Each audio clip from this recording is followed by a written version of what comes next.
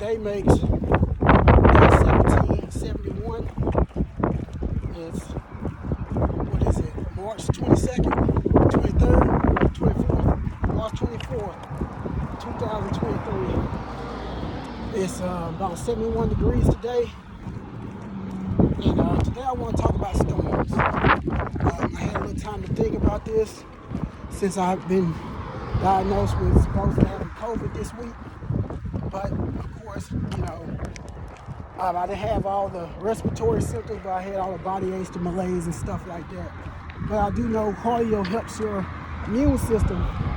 So instead of sitting down and just dealing with it, I'm out here trying to sweat it out because I always feel like it's a constant fight against mucus. Your body is always in flux with mucus.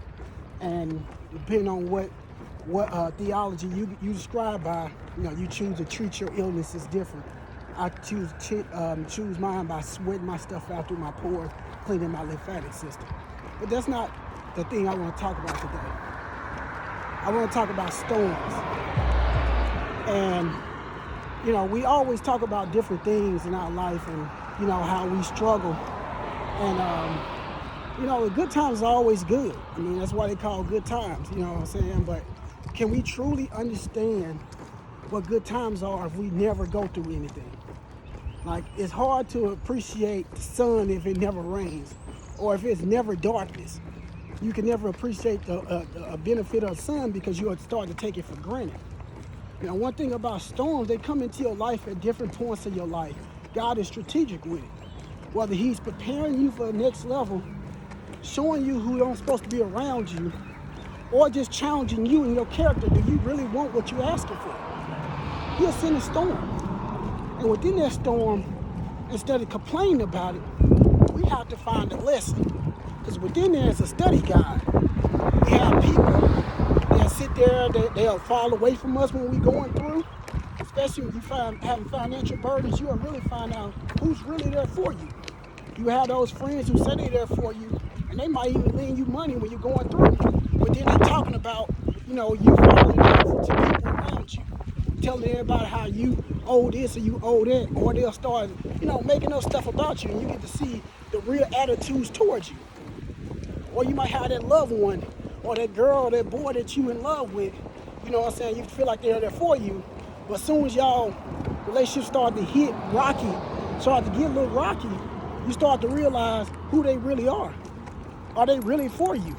So say for instance, like, you get to a point where, you trying to take care of a family and you become disabled, she starts to, venture off or starts to condemn you or blaming you for being injured or not being able to work. You start to realize who's really there for you. Because if that person really there for you, they'll pick up the slack for you and encourage you through that traumatic time in your life. So instead of just always complaining about your storms, embrace your storms. Understanding there's something on the other side that you're about to be blessed with once you understand the lesson of that storm. Now that storm can last as long as it takes you to get that lesson. And that's the strange thing about it. That some people don't understand. They be like, man, I've been struggling for 2 years. I've been struggling for 3 years. Or for some people, it might be 3 or 4 weeks. But it's always up to you to learn the lesson that needs to be learned during that storm. And once you learn that lesson, you'll start to see that rain, that thunder, that lightning start to subside. And that sunshine will shine brightest as it ever did and restore you back to everything you already had. You get to see the flowers of your life. And those are the people who are around you that's been there the whole time. Those people start to bloom a little brighter to you. That rose in your life, that person that you need in your life will start to bloom a little bit brighter. Her redness will shine a little bit brighter. So embrace that storm because you will stay in that junk as long as it takes you to learn that lesson.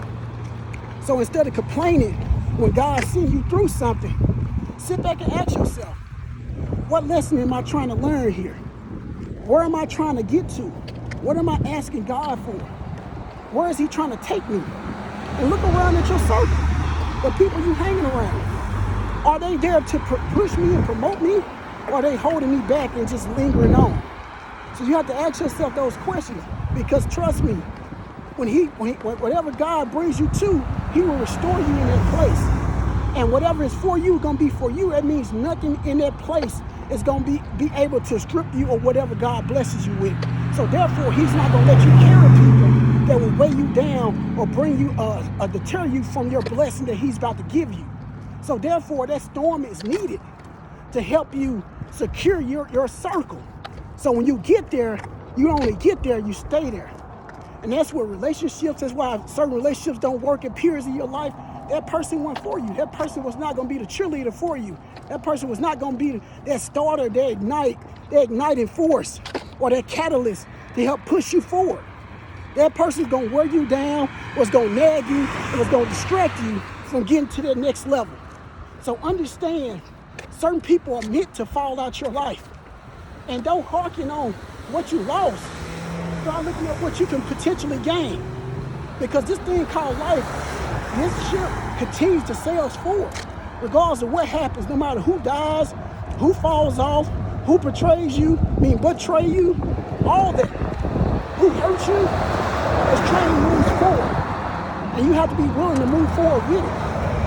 Heal when you come out that storm. Heal yourself, because you can't get to that next level still harboring old wounds or still trying to tend to old wounds that are healed. You still trying to open them back up and experience them all over again. Or you harboring hate because somebody didn't repay you for something that you did for them, or they took something from you, but you can't release their energy. You're not going to move forward. You're going to stay in that storm. So take the time to heal while you're in that storm. And healing is a major process within a storm, because when you come out healed, that sun shines a little brighter. That day is a little bluer. People around you smile a little bit more, and you're able to realize how blessed you truly are.